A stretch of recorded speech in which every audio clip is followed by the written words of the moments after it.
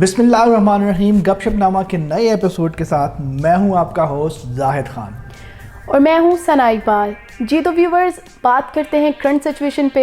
जैसे कि मुल्क के हालात जो हैं दिन ब दिन ख़राब होते जा रहे हैं। सर, इसके बारे में आपका क्या कहना है कि जो कि अभी करंट सिचुएशन है और रोज़ ब रोज़ जो है वो केसेस भी बढ़ते जा रहे हैं और स्कूल कॉलेजेस भी उन्होंने बंद कर दिए हैं दोबारा से। बिल्कुल, अभी मेरा ख्याल है कि ये कोरोना की वजह से अभी हम डिस्कस कर रहे थे कि कोई नई खबरें हों उसके ऊपर बंदा बात करे, लेकिन जो हालात हैं इस टाइम से वही हैं कि करंट अगर हम अफेयर्स को डिस्कस करें तो वो कोरोना के हवाले से ही हैं। और कोरोना के हवाले से ये है कि स्कूल तो जो है वो दोबारा बंद हो गए हैं और उसके लिए बहुत सारी चीज़ें हैं अच्छे बच्चों के लिए और जो नालायक बच्चे हैं उनके लिए भी, कि जो नालायक बच्चे हैं तो बहुत ज़्यादा खुश हो रहे हैं और बहुत सारी ट्रेंडिंग में चीज़ें जा रही हैं कि जी शफ़क़त में वो जो हमारे वज़ीर तालीम है उन्होंने छुट्टियां अनाउंस कर दी हैं और उसके ऊपर जश्न मनाए जा रहे हैं और उनको बड़े फेसबुक पे और सोशल मीडिया पे काफ़ी ज़्यादा डिस्कस भी किया जा रहा है। लेकिन पेरेंट्स इसकी वजह से जो है वो बहुत ज़्यादा स्ट्रेस में भी हैं, परेशान भी हैं। बिल्कुल होना भी चाहिए। और जो सिचुएशन इस टाइम पिछले साल से लेके अब तक है, क्योंकि अभी बड़ी मुश्किल से बच्चों ने जो है वो थोड़ा सा एडजस्ट करना शुरू किया था और उसके उनका जो सिलेबस था वो शॉर्ट कर दिया गया और शॉर्ट को भी मुझे लग रहा है कि अब और शॉर्ट कर दिया जाएगा। तो फिर अगर जो बच्चे पढ़ेंगे नहीं तो सिर्फ पास होना तो मेरा ख्याल है कि वो ज़रूरी नहीं होता कि जो पास करके अगले उन बच्चों के लिए बहुत साल ज़ाया ना हो। साल ज़ाया के साथ साथ ये भी हमने देखना है कि उस पूरे साल में उन्होंने पढ़ा क्या है। अगर वो नेक्स्ट क्लास में जा रहे हैं तो उन्होंने पढ़ा क्या है, ताकि उनकी जो इन्फॉर्मेशन है, जो उनकी तालीम है वो मुकम्मल हुई है या नहीं। सिर्फ एक क्लास से दूसरी क्लास में चले जाना ये तो कोई लेकिन जो मौजूदा सूरत हाल है उसमें इसके अलावा हमारे पास कोई इशारा भी नहीं है कि जिस तरह वज़ीर तालीम ने कहा है कि हम बच्चों की सेहत के ऊपर कोई रिस्क नहीं देना चाहते और लेना भी नहीं चाहिए, लेकिन फिर भी हमें थोड़े हमारे लिए ये लम्हा फ़िक्रिया है कि हम किस तरह से इस सिचुएशन को जो है वो हैंडल करें। फिर मैं यही कहूँगा कि जो इंटरनेशनल SOPs हैं हमें उनको फॉलो करना चाहिए और बस वही कर सकते हैं और तो कोई हमारे पास। और अगर हम इन SOPs को अपनी लाइफ का बाकायदा एक हिस्सा बना लें कि यही एक चीज़ है जिसकी वजह से हम लोग खुद को सेफ रख सकते हैं और अपने आसपास वालों को सेफ रख सकते हैं। बिल्कुल यही करना पड़ेगा। और मेरा ख्याल है कि उस हवाले से अगर हम देखें तो अभी कारोबार ज़िंदगी फिर जो है वो मफलूज होने के ऊपर आ गई है कि दुकानें जिस तरह अभी अनाउंस हुआ है कि 6 बजे के बाद दुकानें फिर बंद हो जाएंगी। एक स्मार्ट लॉकडाउन जो है वो सिंध में और पंजाब में। और इसके अलावा फिर वो शादी हाल बंद हो जाना, उसके साथ जो जिन लोगों की रोज़ी रोटी लगी हुई है शादी हालों के साथ, क्योंकि वहाँ पे वेटर्स भी होते हैं और भी बहुत सारे ऐसे लोग होते हैं। बल्कि शादी के हवाले से अगर हम बात करें तो उसके साथ भी बहुत सारे लोगों के रोज़गार जुड़े होते हैं, तो वो सारे लोग दोबारा से फिर उसी तरफ जाने के उसमें लग रहे हैं। लेकिन बस ये दुआ ही की जा सकती है। और इसके अलावा अगर हम शामिल करें एक और ख़बर को जो कि IPL के हवाले से थी, IPL में जो है वो 2 टीमें, एक तो लाहौर कलंदर जो कि बड़ी पिछले जो अगर हम बात करें तो पिछले 2-3 सीज़न में वो टीम बहुत कमज़ोर थी, लेकिन इस दफ़ा एक बड़ी हुई है कि इस दफ़ा वो फाइनल में पहुंची और फिर कराची के साथ उसका मुकाबला था और बिलाखिर जो है वो कराची किंग्स ने जो है ये मुकाबला जीता और फाइनल इस टाइम ट्रॉफ़ी जो है वो कराची किंग्स के पास है। वाह, ये तो एक वाकई में बहुत बड़ी न्यूज़ है। जी बिल्कुल। और अगर हम डिस्कस करें आजकल के वेदर को, तो जिस तरह लास्ट एपिसोड में हमने बात की थी कि कोरोना के हवाले से अगर ये ठंडा जो मौसम है ये बहुत प्रॉब्लम कर सकता है, तो उस हवाले से हमें अपने आप को जो है वो उस तरीके से एडजस्ट करना पड़ेगा।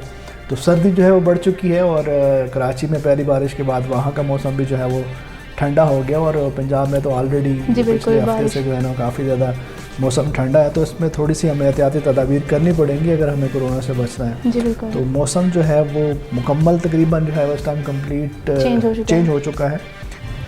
जी तो व्यूवर्स, गपशप का सिलसिला जारी रहेगा, लेकिन इसके साथ ही बढ़ते हैं अपने सेगमेंट की तरफ जो कि है गोल्डन वर्ड्स।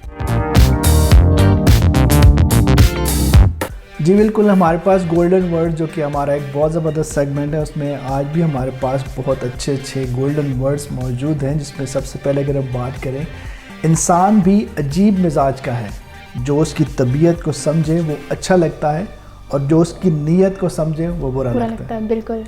तो ये इसमें भी काफ़ी ज़्यादा हद तक सच्चाई है कि जो लोग हमारे हल्का अहबाब में होते हैं हम कोशिश करते हैं कि वो हमारी जो तबीयत है उसके मुताबिक हमें डील करें। जी बिल्कुल ऐसे ही। जो अच्छी बातें हैं वो हमें सुनने को अच्छी लगती हैं और जो हमारी नीयत होती है, अगर वो हमारी चाहे बुरी नीयत है या कुछ भी, अगर वो लोग समझ के कुछ कह देते हैं तो वो हमें बुरे लगते हैं। जी बिल्कुल ऐसे ही तो है। ये हमारी ज़िंदगी का एक हिस्सा है। इसी से एक बात रिलेटेड है कि अभी कल हम लोग बात कर रहे थे कि अगर कोई इंसान आपके सामने झूठ बोल रहा है और आपको मालूम है कि ये इंसान जो है वो झूठ बोल रहा है और आप उसकी आगे से हाँ में हाँ मिलाते जाएं या उसको कहें नहीं नहीं तुम बिल्कुल ठीक कह रहे हो, तो वो इंसान आपको पसंद करेगा। लेकिन अगर वहीं पे आप कह दें कि ये बात आप गलत कर रहे हैं तो वो शायद दोबारा आपसे कभी वैसी बात भी नहीं करेगा और कोई कभी ऐसी बात होगी भी नहीं। बिल्कुल वही बात है ना कि जो हम सिर्फ अपने बारे में सिर्फ अच्छा अच्छा सुनना जी चाहते हैं। बिल्कुल। और मेरा ख्याल है कि कामयाब इंसान वही होते हैं जो अपने ऊपर जो तनकीद बराए इस्लाह होती है वो उसको ज़रूर एक्सेप्ट करना चाहिए और बड़ी खंदा पेशानी से जी एक्सेप्ट बिल्कुल। करना चाहिए। अगर आप में कुछ ऐसी गलती है जो आप समझते हैं कि वो है, आप भी समझते हैं कि है, समटाइम हमें पता होता है कि हम गलत हैं, उसके बावजूद हम उसके ऊपर डट जाते हैं। तो अगर कोई हमारी इस्लाह करना चाहे तो हमें उसको एक्सेप्ट करना चाहिए, उसमें अल्टरनेटली हमारा ही फ़ायदा होता है। जी बिल्कुल ऐसे ही है। और पहले भी हमने एक दफ़ा प्रोग्राम में ऐसे ही बात की थी कि जो लोग अपनी गलती से मान लेते हैं और अपनी गलती से सीखते हैं तो वो गलती फिर गलती नहीं होती है। गलती नहीं होती और वो ठीक हो जाता है और जी आगे बिल्कुल। बहुत ज़्यादा उसका फ़ायदा होता जी है। बिल्कुल। और दूसरे जो गोल्डन वर्ड्स हैं वो बिल्कुल इसी से रिलेटेड है कि अगर हमसे गलती हो जाए तो हमें इब्लीस की तरह दलेर नहीं हो जाना चाहिए बल्कि माफ़ी मांग लेनी चाहिए, क्योंकि हम इब्ने आदम हैं, इब्ने इब्लीस नहीं है। जी बिल्कुल, बहुत अच्छी तो बात ये है। बिल्कुल उसी से रिलेटेड है कि हम समटाइम हम गलती करते हैं और हमें पता भी होता है कि हम गलत हैं, इसके बावजूद हम डट जाते हैं। हमारी ईगो, हमारा जो मिजाज है, हम बस कहते हैं कि अगर गलती हो भी गई है तो हमने फिर भी इसको मानना नहीं, अपने आप को वो लगे रहते सेटिस्फाई हैं। करने के लिए हम हाँ। लोग खुद को कि हम खुद की गलती नहीं मान रहे बिल्कुल। और हम लोग खुद को डिफेंड कर रहे होते हैं। और समटाइम ऐसा भी होता है कि उस बहस में हम बहुत सारे अच्छे लोगों को खो भी देते हैं जी अपने। बिल्कुल। ज़ाहिर बात है कि आप जो आपने गलती की है अगले बंदे को भी पता है कि आप गलत है और आपको भी पता है कि आप गलत है और उसके ऊपर फिर भी आप दलाइल दे के जो है वो अपने आप को सही करने की कोशिश करते हैं। तो बहुत सारे लोग जो है वो आपको आपकी इस हैबिट से जो है वो, हर बंदा ज़ाहिर बात है ज़ी अकल है और हर बंदा इस चीज़ को समझता है। तो हमें कोशिश करनी चाहिए कि हमें जब गलती हो, ये स्पेशली ये जो गोल्डन वर्ड्स हमने शामिल किए हैं इसकी वजह यही है कि हम लोगों को इस तरह की ये चीज़ें बताएं ताकि जो और अगर चीज़ें कोई भी एक इंसान उसको पिक कर लेता है तो हमारा ये बिल्कुल क्रेडिट हमें मिल गया, मिल इसका जाता है। पूरा हो गया हम लोगों का तो शो ये का। जो आज का जो हमारा सेगमेंट था उससे यही है कि अगर हम गलत हैं तो हमें गलती एक्सेप्ट करनी चाहिए और गलती को ठीक करना जी चाहिए। बिल्कुल बिल्कुल, बहुत बड़ी बात है, बहुत अच्छी बात है। जी। जी तो व्यूवर्स, उम्मीद है कि आपको हमारे गोल्डन वर्ड्स ये सेगमेंट पसंद आया होगा। इसके साथ ही हम चलते हैं एक छोटे से ब्रेक पे। मिलते हैं आपसे एक छोटे से ब्रेक के बाद। हमारे साथ रहिएगा और देखते रहिए गपशपनामा।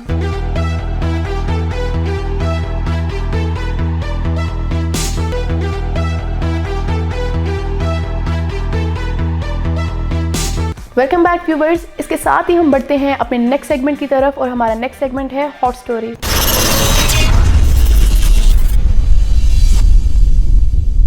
जी तो सर, आज आप हमारे व्यूवर्स के साथ कौन सी ऐसी हॉट स्टोरी शेयर करेंगे?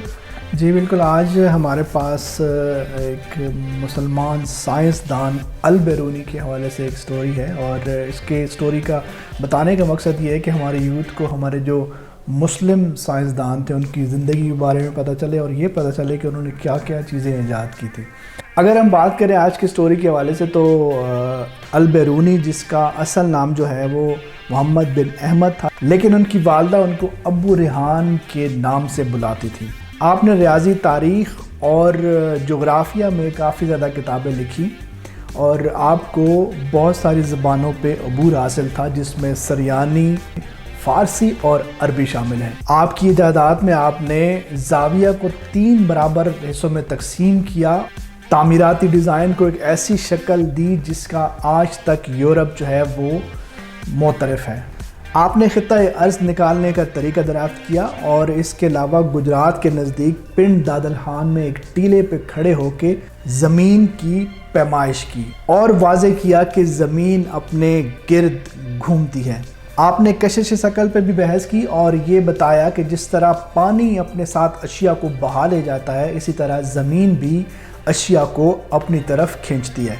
अल बेरूनी को यूरोप में एक अजीम साइंसदान का दर्जा हासिल था। इसके अलावा अल बेरूनी को यूरोप में एक अजीम साइंसदान का दर्जा हासिल था। इसके अलावा इल्म फल्कियात में गिरां कदर खिदमात के बायस चांद के एक दाने का नाम अल बेरूनी के नाम से रखा गया।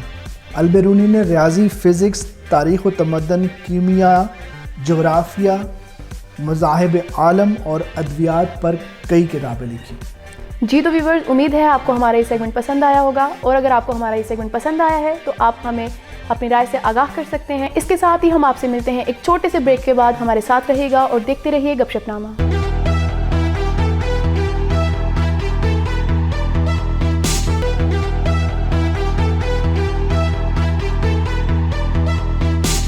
Welcome back viewers. इसके साथ ही हम चलते हैं अपने नेक्स्ट सेगमेंट की तरफ, जिसका कि आप सबको बेताबी से इंतज़ार होता है। जी तो हम बिल्कुल उसी सेगमेंट की बात कर रहे हैं। चलते हैं अपने सेगमेंट की तरफ, जो कि है वीडियो ऑफ द डे। जी तो सर, आप इस सेगमेंट के लिए रेडी हैं? जी बिल्कुल रेडी हूँ, और इस मज़े मज़े की वीडियो होती जी है बिल्कुल बिल्कुल। तो आज देखें क्या मैसेज है। जी बिल्कुल। जी तो व्यूवर्स, चलते हैं अपनी फर्स्ट वीडियो की तरफ, जो कि है जब गोरे आउट ऑफ कंट्री जाते हैं। Who's outside? I heard you are going out of country tomorrow. I came here to say goodbye and have a safe flight. Thank you, mate. ते जदों असी भाई अम्मी कह रही सन मेरा फोन भी लै जाइयो, ए स्वेटर लै जाइयो, पाकिस्तान ठंड बड़ी, मेरी अम्मी खुश हो जाएंगे। बहुत मेहरबानी भाई, सिर्फ एक लैपटॉप है और ਉਹਦੇ ਵਿੱਚ कुछ भी नहीं है, शुक्रिया। दे दो यार ਇਹਨਾਂ ਦਾ ਸਮਾਨ ਲੈ ਕੇ ਜਾਵਾਂ मैं, अपना सामान लेके बैग ही नहीं बंद हो रहा। जी तो सर, इसके बारे में आप क्या कहेंगे? बिल्कुल ऐसा होता है कि वाकई जब किसी मुल्क में बंदा जाता है तो आपके जानने वाले या आसपास के लोग अपनी चीज़ें, बहुत सारी ऐसे जितनी चीज़ें अपनी खुद की नहीं होती उतनी आपके आ जाती हैं कि जी ये भी ले जाएं, वो भी ले जाएं। तो इस तरह होता है, ज़बरदस्त ये एक अक्कासी की गई है और वाकई ऐसा होता है। बल्कि मैं अपना भी एक एक्सपीरियंस शेयर करना चाहूँगा। जब उम्रे पे गए थे हम, तो उस वक्त जो लोग मिलने के लिए आए थे, मिलने कम और चीज़ें ज़्यादा देने आए थे। ये मेरी तरफ से उसको दे देना, मेरी तरफ से उसको दे देना, तो इस तरह की चीज़ें होती है बहुत ज़्यादा। जी तो व्यूवर्स, चलते हैं अपनी नेक्स्ट वीडियो की तरफ, जो कि है उस्मान बेटा। Yes sir. पूरे साल के महीनों के नाम बताओ। सर जी, जनवरी, फरवरी, लॉकडाउन, सितंबर, अक्टूबर, नवंबर, दिसंबर। जी तो इसके बारे में आप क्या इसके बारे में यही है कि जिस तरह लास्ट ईयर हुआ था, वो मुझे लग रहा है कि इस दफ़ा भी यही होगा, और अल्लाह ना करे कि ऐसा हो कि जो बीच के माह थे वो तो हमें याद ही नहीं रहे कौन थे। लॉकडाउन ही था, तो मेरा है कि बहुत जल्दी से अगर ये कहा जाए। बाकी अल्लाह से दुआ है कि इस तरह की इस दफ़ा ऐसी सिचुएशन ना हो, लेकिन उसके लिए ज़रूरी है कि SOPs को फॉलो किया जाए, जो कि बहुत ज़रूरी भी है। बिल्कुल, ये इसी के थ्रू एक दोबारा से मैसेज है कि अगर हमें ये जनवरी, फरवरी और लॉकडाउन से बचना है तो फिर हमें SOPs के ऊपर अमल करना होगा। जी बिल्कुल। जी तो व्यूवर्स, चलते हैं इसके साथ ही नेक्स्ट वीडियो की तरफ, जो कि भाईजान ये मुझे 50 रुपए की मूंगफली तो देना, जरा गरम गरम सी देना। भाई वजन के बाट के साथ आपने कागज क्यों रखा? भाई मैं गरीब जरूर हूँ, अल्हम्दुलिल्लाह मुसलमान हूँ, मैं सिर्फ मूंगफली बेच रहा हूँ, कागज नहीं बेचता। ओह भाई इतने से क्या होता है यार। भाई मेरा ख्याल है आपने वो हदीस नहीं सुनी। कौन सी? हदीस मुबारक का मफहूम है कि जिसने नाप तोल में कमी की उस कौम पर कहत साली, सख्त मेहनत और हुक्मरानों का जुल्म मसल्लत कर दिया जाएगा। या अल्लाह हम सबको इस जैसे सगीरा कबीरा गुनाहों से बचाना। ये तो इसके बारे में क्या कहेंगे? एक बहुत बड़ा मैसेज था, बहुत बड़ा छोटी सी है। इस दफ़ा फिर एक इस सेगमेंट का सबसे अच्छा मैसेज था ये। बहुत दफ़ा ऐसा होता है कि हम इन छोटी छोटी चीज़ों को इग्नोर करते हैं। जी बिल्कुल। लेकिन ये बहुत बड़ा, मैं समझता हूँ कि इस तरह वो पूरी हदीस कोट की गई है कि जो लोग नाप तोल में कमी करते हैं तो उनके लिए क्या क्या अजाब हैं। तो हमें ज़रूर इस चीज़ से बचना चाहिए, स्पेशली जो दुकानदार, जो शॉपकीपर्स हैं, जो तोल के हवाले से काम करते हैं। तो वो बहुत दफ़ा ऐसा होता है कि हम इसको उस तरह से नहीं लेते। जी बिल्कुल। कि कुछ नहीं होता, थोड़ा बहुत अगर आगे पीछे हो भी जाए तो।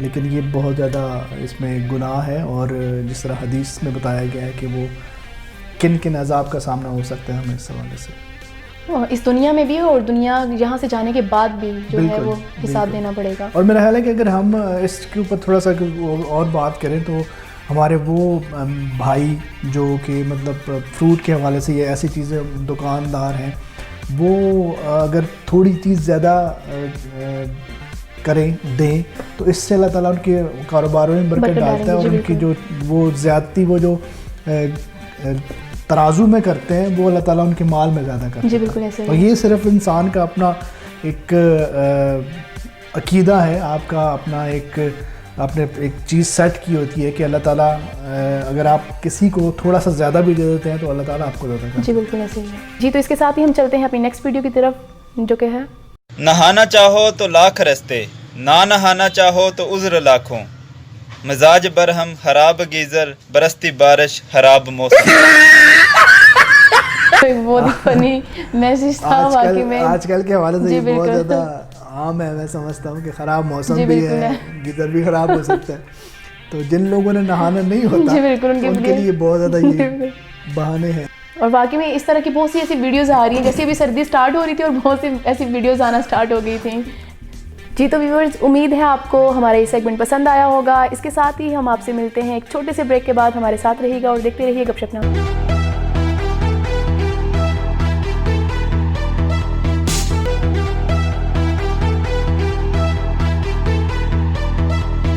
Welcome back viewers. इसके साथ ही हम चलते हैं अपने नेक्स्ट सेगमेंट की तरफ, जो कि है बूझो तो जाने। जी तो सर, क्या आप इस सेगमेंट के लिए रेडी हैं? बिल्कुल रेडी हूँ, और ये भी बड़ा इंटरेस्टिंग सेगमेंट, बहुत इंटरेस्टिंग और थोड़ा सा टफ होता है ये। मुश्किल होता है, जी लेकिन मज़ा बिल्कुल। आता है गेस करने का। जी बिल्कुल। जी तो चलते हैं अपनी फर्स्ट पिक्चर की तरफ और देखते हैं क्या हमारे होस्ट जो हैं वो गेस कर पाएंगे या नहीं। जी तो सर, इनके बारे में आप बताएं। जूम हो पाकिस्तानी, सकता है थोड़ा जी जी बिल्कुल, पाकिस्तानी इंडस्ट्री से इनका ताल्लुक है। सा? बिल्कुल, और मैं गेस कर लिया मैंने शायद। मीन्स आज मेरा मेरे ख्याल हिंट्स के है बगैर। कि ये मुनव्वर ज़रीफ है। नहीं नहीं, बिल्कुल भी नहीं। अच्छा चलें थोड़ा सा। जी, इनका पाकिस्तानी कॉमेडी से लिंक है। उसके अलावा ये शो करते हैं और उसके अलावा इन्होंने थिएटर भी किया हुआ है, कॉमेडियन ही है। और सुंदस फाउंडेशन के लिए भी अपनी खिदमत सर अंजाम देते हैं। और इनका एक अगर मैं आपको उस शो का नाम बता दूं उसका, तो शायद आपको पता चल नहीं, वो नाम जाए। बताएं। वैसे तो सुंदस फाउंडेशन एक बहुत बड़ा गेस्ट है, लेकिन दुनिया टीवी पे इनका सुहेल अहमद।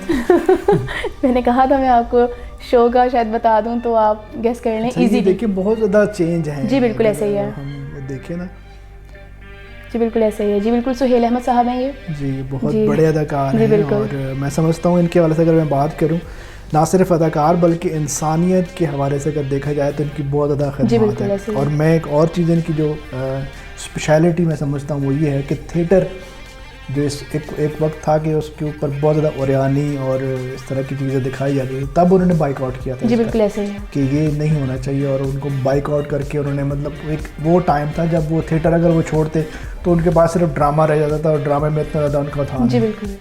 उन्होंने छोड़ा, उसके बाद उन्होंने हस्बे हाल स्टार्ट किया, और आज वो आप देखिए जी बिल्कुल ऐसा ही है। वो हस्बे हाल का ही मैं आपको बताने लगी थी, और अगर मैं वो आपको बताती, अभी सिर्फ मैंने दुनिया टीवी का बताया है। जी बिल्कुल बिल्कुल। और ये बहुत बड़े, और सुंदस फाउंडेशन के साथ भी माशाल्लाह इनका बहुत ज़्यादा रिश्ता है, ताल्लुक़ है, बल्कि हमारे बोर्ड ऑफ डायरेक्टर्स जी, में बिल्कुल। शामिल हैं। और जब भी हम कोई हमारे इवेंट्स वगैरह होते हैं तो ये उनमें शामिल होते जी बिल्कुल ऐसे ही है।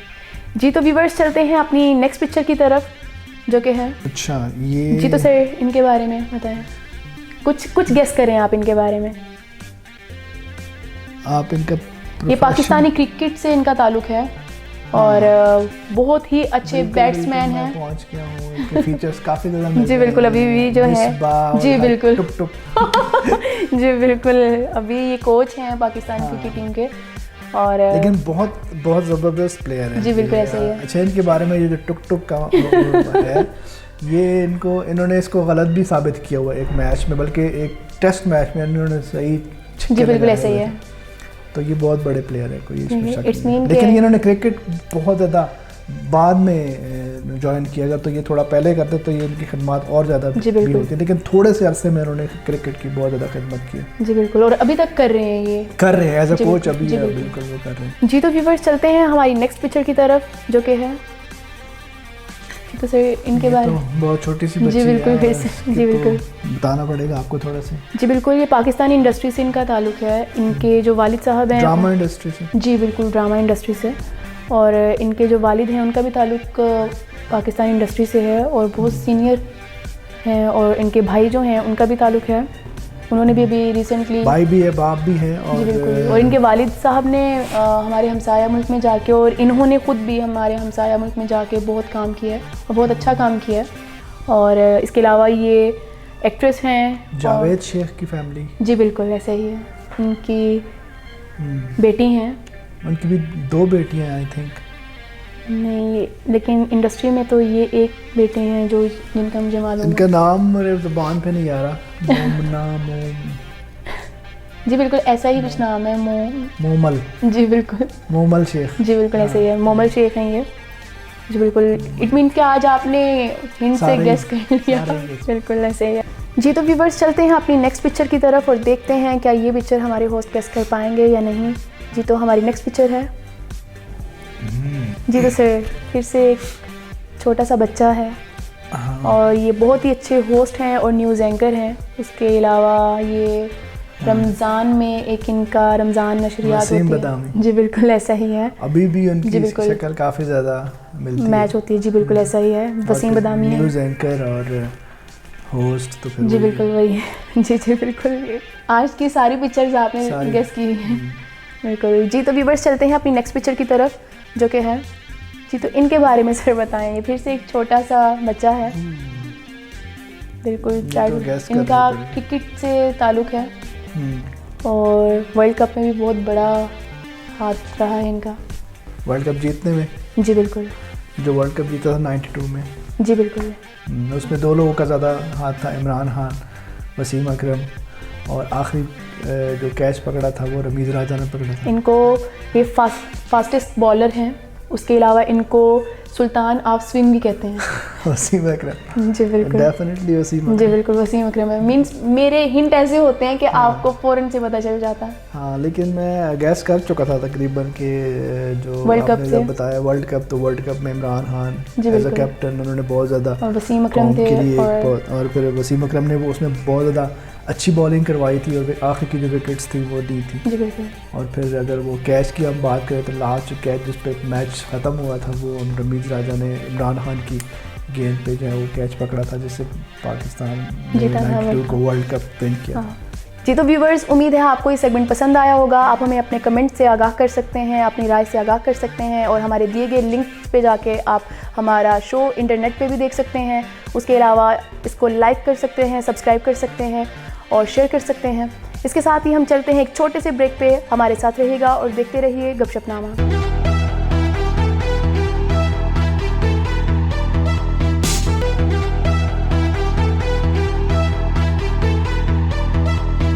वेलकम बैक नाजरीन, आप देख रहे हैं गपशपनामा और अभी टाइम हुआ चाहता है हमारे आखिरी सेगमेंट बिन बुलाए मेहमान का।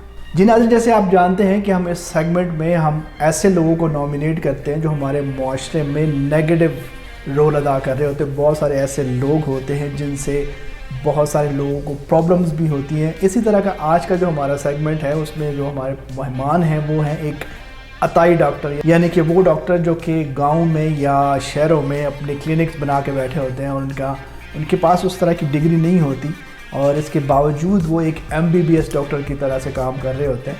तो चलते हैं अपने मेहमान की तरफ और उनसे आपका तारुफ करवाते हैं। अस्सलाम वालेकुम। वालेकुम सलाम।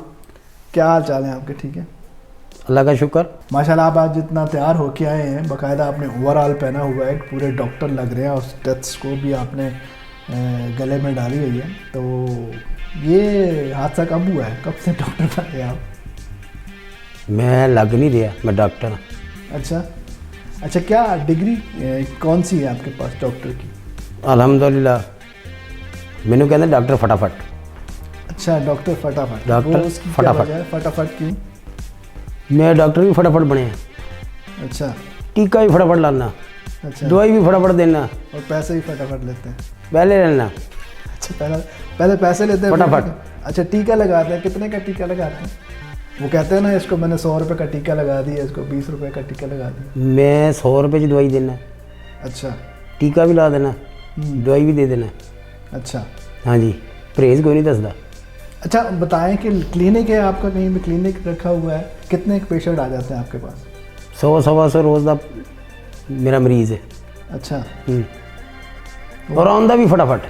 अच्छा, हर तरह के पेशेंट आपके पास होते होंगे। वैसे तो डॉक्टरी में आपको पता है कि हर एक जो हमारा ऑर्गन है, जो हमारे अज्जा हैं, हर एक का एक डॉक्टर है, स्पेशलिस्ट होते हैं उनके। आप किस चीज़ के स्पेशलिस्ट? मैं पूरे महल्ले का फैमिली डॉक्टर। कोई बीमार ना भी हो मैं खुद पता करने चलना। अच्छा, पता करना आज बारिश होगी, बीमार तो नहीं होया। तो चले जाते हैं। हाँ जी, अच्छा, ये भी मैंने देखा और है, फटाफट।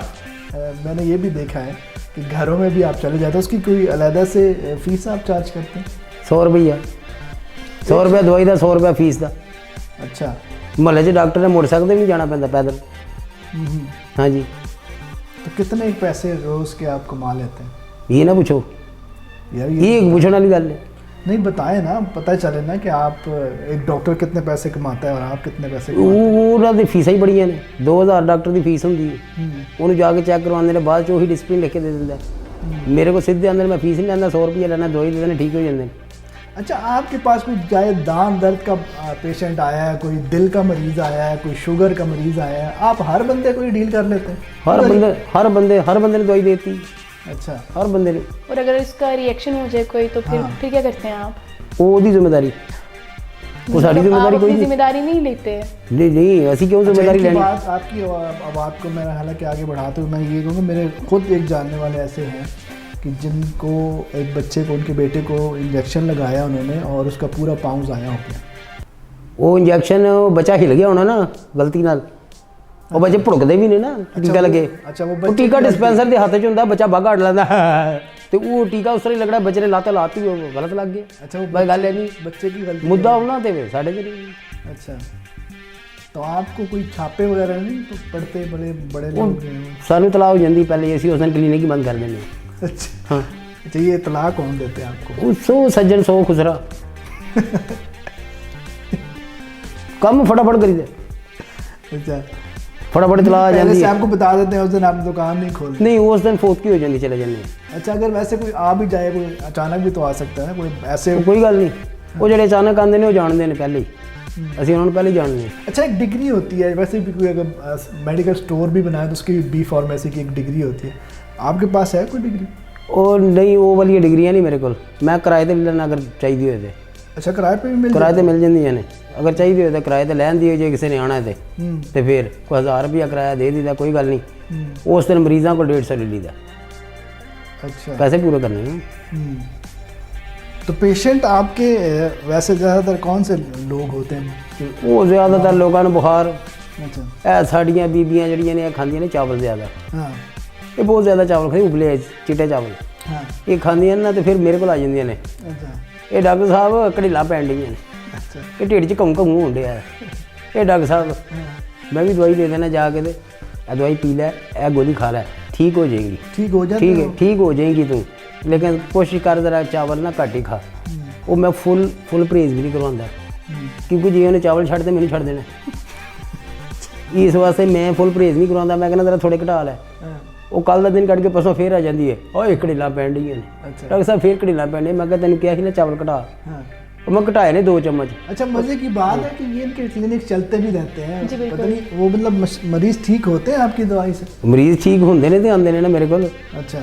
वो ठीक ने मरीज जो मेरे को आते हैं। अब मुझे जो बात समझ में आती है वो ये है कि मेरा हाल अगर कोई एक चीज़ बताता है कि मेरे ये दर्द हो रही है या कोई बुखार है, तो वो उसकी 4 5 6 दवाइयाँ दे देते हैं। कोई एक तो काम किसी एक से आएगी। तो ठीक। हाँ जी, देखो जी, एक बंदा आके कहता पेट 'ਚ दर्द भी होने डई है मैंने, हाँ। नाल मैंने बुखार भी है, टैंपरेचर चैक किया ਉਹਦਾ जनाब 100 टैंपरेचर ਉਹਦਾ, ਨਾਲ ਉਹਨੂੰ ਪੇਟ 'ਚ ਦਰਦ ਹੁੰਦੀ, ਉਹਨੂੰ ਜਨਾਬ ਜੀ ਵਾਸਕੋਪਾਨ ਵੀ ਦੇਤੀ ਪੇਟ ਦਰਦ ਵਾਸਤੇ, ਨਾਲ ਬਰੂਫਿਨ ਵੀ ਦੇਤਾ, ਸੀਰਪ ਵੀ ਦੇਤਾ, ਨਾਲ ਗੋਲੀ ਵੀ ਦੇਤੀ, ਨਾਲ ਪੈਰਾਡਾਲ भी देती, पॉन्स्टॉन भी देती, वो सारियाँ दे मिक्स करके देती है, कितने कितने मरेगा आराम आएगा तेन। वही चीज़ है ना जो मैं कह रहा हूँ कि मतलब अब कोई इतनी ज़्यादा हाँ जी। ठीक आप दे देते हैं दवाई। हाँ बिल्कुल, साढ़े को एडे डब्बे होंगे ने जी, 1000 गोली का डब्बा होंगे, वो 1000 गोली दी एक डब्बे 7-8 किस्म के डब्बे रखे हैं। कोई गोली नीले रंग दी, कोई पीले रंग दी, कोई हरे रंग दी, कोई लाल रंग दी, कोई चिट्टे रंग दी।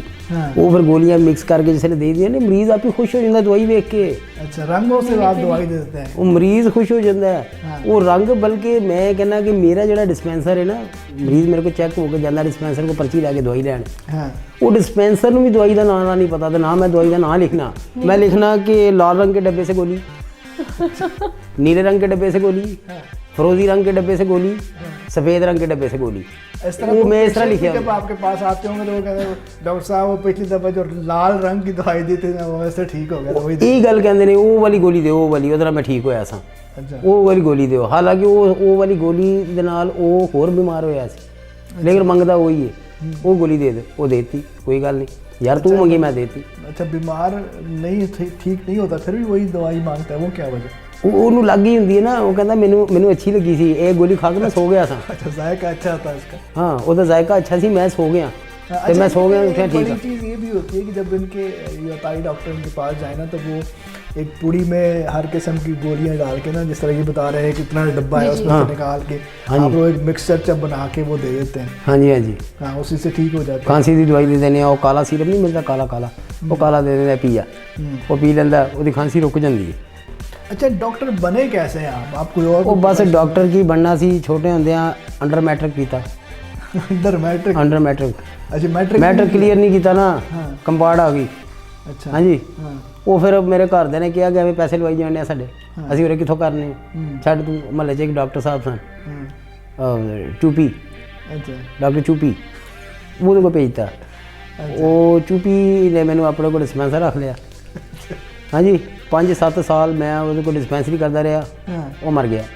अच्छा उसकी जगह पे आप आ गए? ਉਹਦੀ ਜਗ੍ਹਾ ਤੇ ਕਿੱਥੇ ਆਇਆ, ਆਪਣੇ ਘਰ ਦੇ ਵਿੱਚ ਬੈਠਾ ਖਾਲੀ ਕੀਤੀ, ਸੋਫੇ ਕੱਢੇ ਉੱਤੇ ਲੈ ਕੇ ਜਾ ਕੇ ਦੁਕਾਨ ਪਾ ਲਈ, अच्छा ਕਲੀਨਿਕ बैठक में अपनी दुकान बना ली? ਬਣਾ ਲਈ, अच्छा ਦੁਕਾਨ ਬਣਾ ਲਈ ਬਿਹਤਰੀਨ ਦੇ फिर मैं ਨਾਲ। यही सवाल करूंगा कितने पैसे कमा लेते हैं?